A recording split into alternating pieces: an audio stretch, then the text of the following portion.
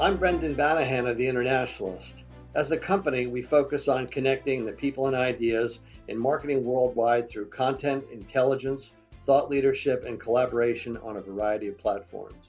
The Internationalist created the concept of marketing makes a world of difference in 2012 before the word purpose became part of the marketing vernacular. This is now one of marketing's most significant callings, making a world of difference through a deeper understanding of the complex dynamics and outcomes of purposeful marketing strategies while demonstrating the importance of the marketing function within the corporation. As part of our ongoing research, called the Internationalist Insight Survey, we conducted a study in 2020 among marketers worldwide to understand more about their sentiments on the evolution of purpose in a tumultuous year. When purpose is aligned with company culture, employees enjoy their time in the workplace, they feel their efforts are making a larger contribution, and they find themselves to be more productive. I'd like to introduce Deborah Malone, founder of The Internationalist, to discuss some of the survey results and their implications for marketers. Welcome, Deborah. Well, thank you. It's a pleasure to be here. Let's start by defining company and culture. How would you describe it? Well, corporate culture might be best described as the shared values or the shared ethos of an organization. It's an expression of how employees feel about the work they do, the values they embrace, and perhaps most importantly, where they see the company going and how their work will accomplish those goals. Together, these attributes represent the character, or perhaps better said, culture of any organization. The late Tony Hsieh, CEO at Zappos, the online shoe retailer with a reputation for outstanding customer service, is well known for his views on creating a vibrant culture. His company was successful because its core values were adopted by his workers on the job and outside the office. Let me just add something briefly. Interestingly, the 11th Annual Business Leaders Outlook, a study which is undertaken by JP Morgan Chase and was released in early January of this year, showed that the number 3 challenge to business leaders was preserving culture in a working from home environment. What's interesting is the number 1 challenge was uncertain economic conditions, followed by the number 2 challenge, revenue/sales growth. So it shows just how important culture is to business if it can immediately follow these 2 fundamental challenges. And how does purpose fit into this overall? When purpose is aligned with company culture, employees enjoy their time in the workplace, they feel their efforts are making a larger contribution, and they find themselves to be more productive. Purpose can literally supercharge this enthusiasm to the benefit of the individual, the corporation, and to all intended outcomes. It's really little wonder that purpose factors so prominently in company culture, from influencing corporate results to recruiting talent to supporting employee enthusiasm.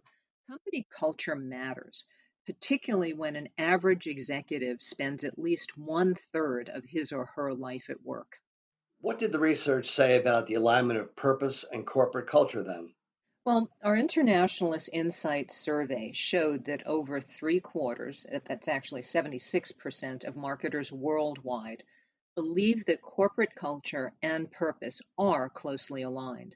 Only 14% did not believe in a close alignment. The remaining 10% were simply unsure, as many of those respondents admitted that they were not working in tandem in their organizations. Does this question have any further comments that could give us a little deeper insight? There were a number of comments that provided some noteworthy support of the results. Let me read 4 of them for you. The first is, corporate culture and purpose should be aligned. It would be absurd to say, my purpose is X, and then foster a culture that is either anti-X or Y oriented. The next one, if the culture has not been aligned with purpose, then there is a problem that needs to be addressed. Another commenter said, they should be. That means they should be aligned. If a corporation's culture is radically different from its business or brand purpose, this will be found out and commented and acted upon. And the last one, for the best companies, the 2 go hand in hand, inside and out. A hallmark of 2020 was how the world worked remotely. I believe the survey also asked whether a company or a brand sense of purpose would erode in a work from home world without physical collaboration among employees. Can you comment further on that, Deb? Well, you're absolutely correct.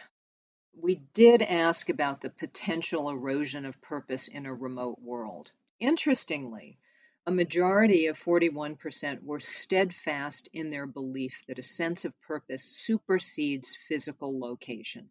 So, no, they did not think it would erode. The next highest percentage, though, or roughly a quarter of respondents, again admitted to being not sure, again emphasizing this sense of ambiguity among marketers regarding the extraordinary incidences of last year and the unclear time frame of how we might move forward.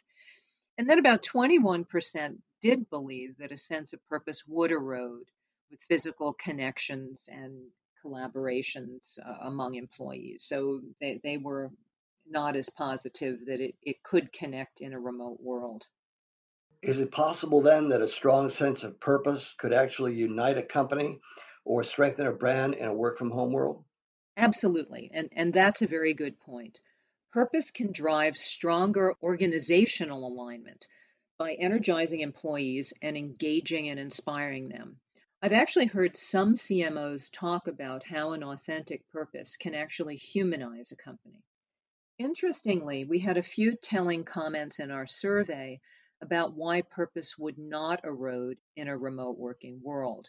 One commenter said, it wouldn't erode if companies focus on new ways to engage colleagues in meaningful ways. It may be an opportunity, they suggested, to grow a stronger culture and get rid of old fashioned stereotypes or the that's how we always did it mentality. Another said, I don't think physical space drives culture or a sense of purpose. It is actions and behaviors and the values of the organization that need to thrive through any location. So, what does purpose really mean for marketers? Well, I think the lessons from this is essentially that today's marketers believe that new ways of working, the need for expanded skill sets, and refined priorities for talent and teams, especially, are dramatically reshaping their roles now. They also know that consumers are becoming more attentive to the ways that companies and brands go beyond advertising and marketing to make other positive contributions. They see it every day in their net trust scores, their net favorability, and their community impact among consumers. When purpose truly functions as a North Star with a single overarching goal, it can guide a company and make everyone's roles clearer, especially marketers. The process to get there, though, just isn't easy, especially when determining existence beyond profits and describing what impact or changes a company can make in the world. However, the process does make a difference. This has really helped to define the most positive interaction between culture and purpose, and probably a good place to end today's segment. Thanks very much, Deb. Thank you.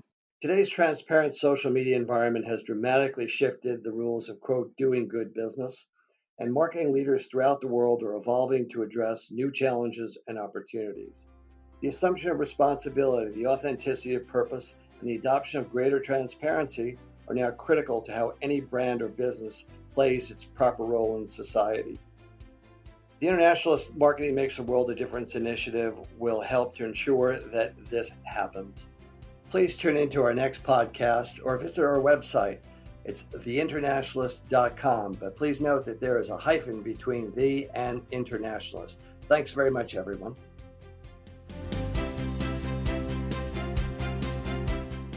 Today's podcast was made easy by Rivet 360. For more information, please visit rivet360.com.